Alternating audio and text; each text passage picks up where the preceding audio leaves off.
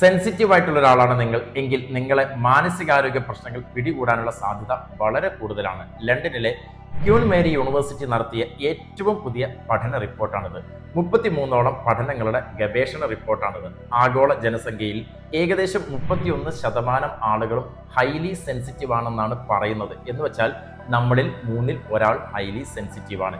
ഇത്തരക്കാരെ anxiety disorder, depression, PTSD ഇതൊക്കെ വളരെ എളുപ്പത്തിൽ പിടികൂടും.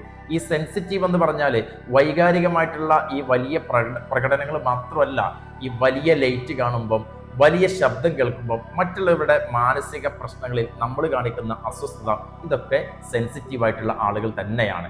ഇവരെ വളരെ വേഗത്തിൽ ഇവരെ കാര്യങ്ങൾ പിടികൂടും എന്നതുപോലെ തന്നെ ഇവരെ ട്രീറ്റ്മെന്റ് നടത്താനും എളുപ്പമാണെന്നാണ്. ഇവർ പേടിക്കൊന്നും വേണ്ട.